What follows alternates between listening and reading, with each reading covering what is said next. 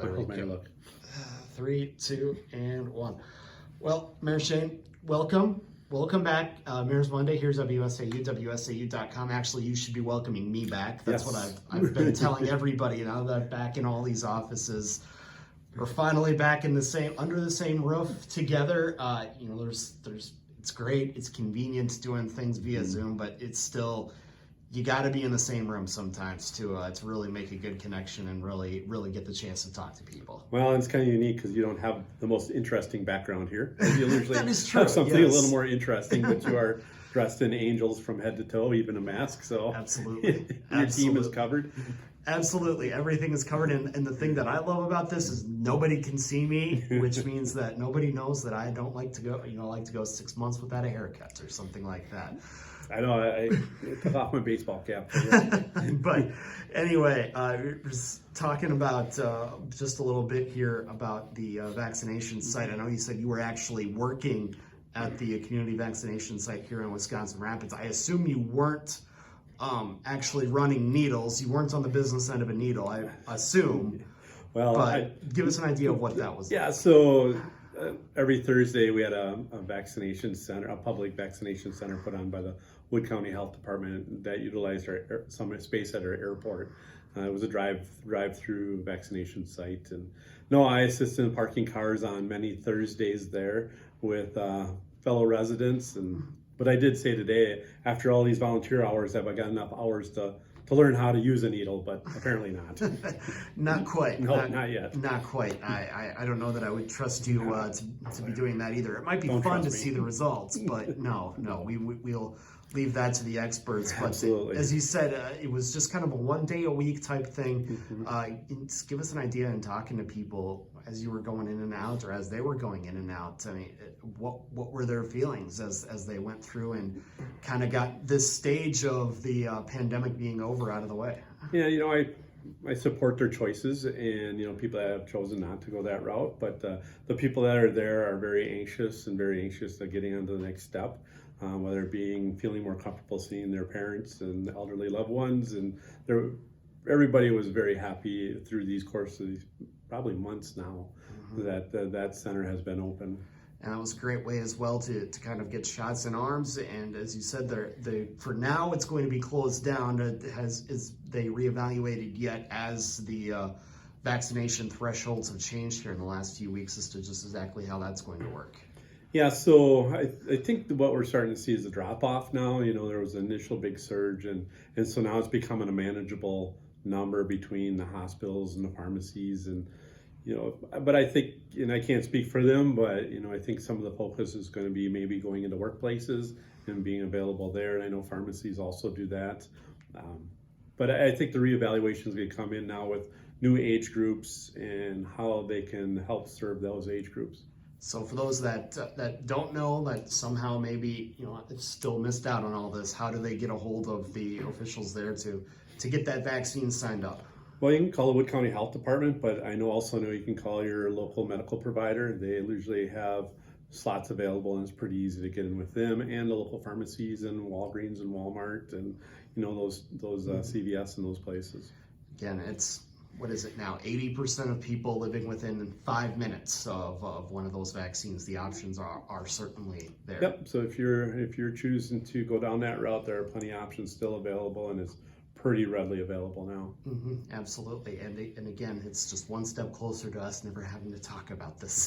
I'll be looking forward to not seeing those numbers on the news. Oh, no kidding. No kidding. Now the big debate is whether or not we want to get into it is masks and unmasked at schools. It seems to be a popular discussion lately. Yeah, indeed. We're gonna, now that we've partially opened that can of worms, we're just gonna go ahead and leave that right there by your wired sunflower over there in the corner.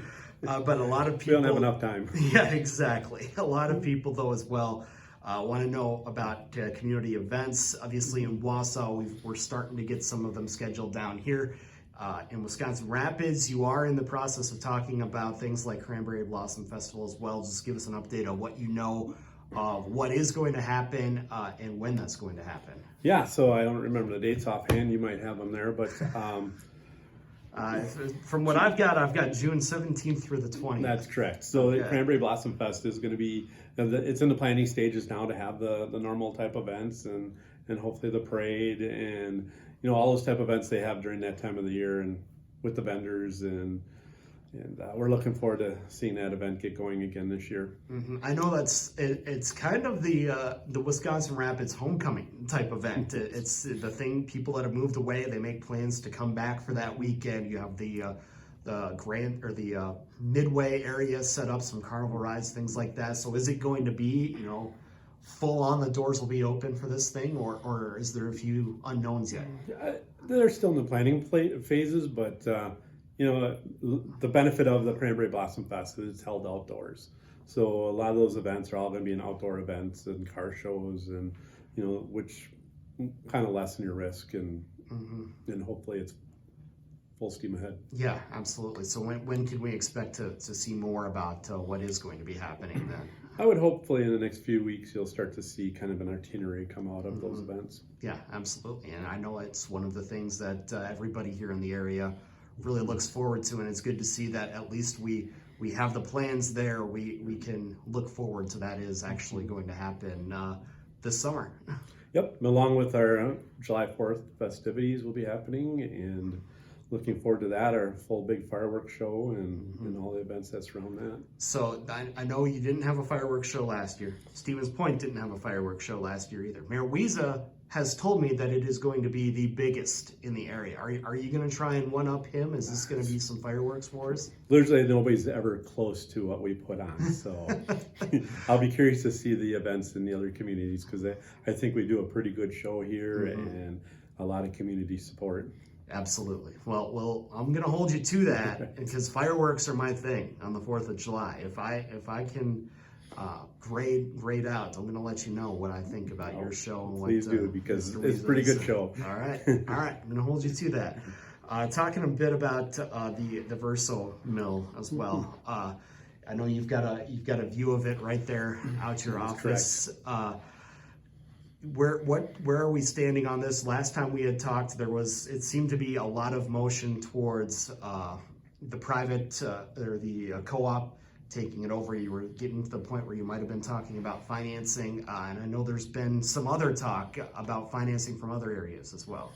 Yeah, and that's still the talk, as you probably had seen the press release from Senator Test and Representative Krug, a bill to support a co-op or a purchase on the front end of, I believe, $50 million. And so that's hopefully going to get before the governor to help support a purchase of that. And those talks are still happening.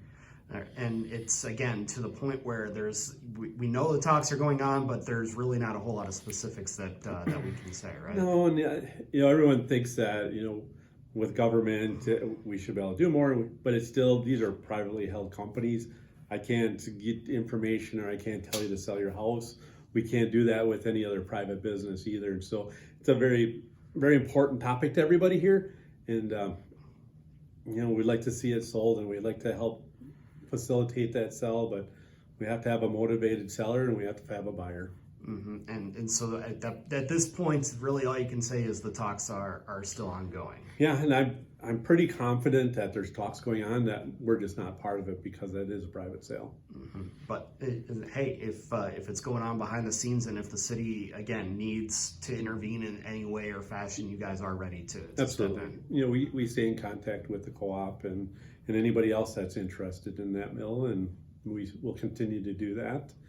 We also had the sale of the mill in Nakusa just recently announced, and so we're looking forward to seeing what that means for that mill. But it was purchased by a paper company, which is very beneficial. Yeah, a Canadian paper company Absolutely. as well.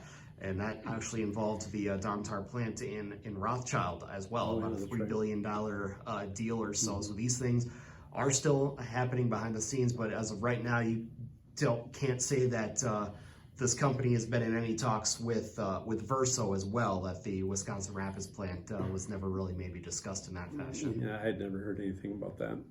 So, of course, so we'll be keeping an eye on this to see where things go from here. But again, it's just kind of an ongoing topic that we can say at least the talks are still happening behind the scenes. They haven't stopped, which is a positive. And hopefully one of these Mondays we can talk about the sale, and who knows who will purchase it at that point. Yeah, exactly. Just like I said, wow, as well, one of these days I want to get down there and see your big recycling plants down here. We didn't get a chance to go out there this week, but one of these days, speaking of Canadian firms, the Metalco plant, as you said, it's kind of been up and running, but you haven't really blown the doors off it just yet. Yeah, so hopefully I am thinking next week I might be taking a tour of that, and I'm looking forward to, I've been in their pre-opening as they're constructing it, and I'm looking forward to seeing it now in operation. Mm-hmm. And again, this is a plant, a way that you kind of diversified your workforce. We know that there was going to be some 80 jobs, an $80 million facility.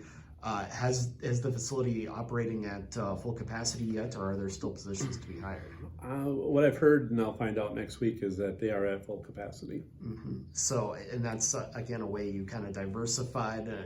Mayor Zach got it started. You kind of were there to finish it off and see it through to the end. And it was, I know, a big win that it was also put together still throughout the pandemic. Even though things were shutting down, this plant was still moving forward. Yeah, and that's a testament to our city council and the work they put involved in this. And it's really, they were the one that put together an incentive package and approved that package, and that helped make that project happen. Mm-hmm. So you can take a little credit for it. You were on the council. I was on the council, but it seems like mayors always seem to take credit for projects, and there's really a whole lot of moving pieces behind a project and a lot of people involved, and we're just a spoke in the wheel, and and never want to take credit for it. So absolutely. Well, one more thing then before we let you go, we don't want to talk business the whole way. We never do. It's summer. As you said, we've been getting outside. We're planning outdoor events and things like that. What is there for people to come down here and see and do in Wisconsin Rapids? Because I know that's, again, one thing this community takes great pride in is its community service offerings and outdoor events and things like that. So yeah, June 7th, our aquatic center will be opening, which we're looking for. The park's already seeing quite a bit of use in the park, in the playground areas, and the pickleball courts are always full. So that's always interesting to see that dedicated group there. Our zoo's opening. What's going to be fun to watch this summer is the construction of the quadplex, and our turfing the football fields at the high school and building the 2 baseball, softball fields, which maybe one of these Mondays we can set up there and have that as a background and kind of see that progress, which I think is going to be great for our community, being that we're centrally located and what it can draw, from around the state to the center of the state. Mm-hmm. And as far as outdoor recreational trails and things like that, everything fully wide open again, and you're looking forward to seeing those busy this season as well. Yes, our paths and trails are wide open, and they are being heavily used. Mm-hmm. And as far as your pickleball game goes, I have to be honest, I have not taken part in a pickleball match, but I'm looking forward to it. I'd like to learn, and I think it'd be a lot of fun. Well, Mayor Katie is a pickleball enthusiast, so maybe she can teach it. Sounds good. One of these days, and she'll also teach a roller derby as well if you want to go that far. So it sounds dangerous. Very dangerous, very dangerous. But Mayor Shane, we always appreciate the time. We look forward to chatting again next month. Again, hopefully somewhere outside, so we can take advantage of this. Take on location. Absolutely. Thank you.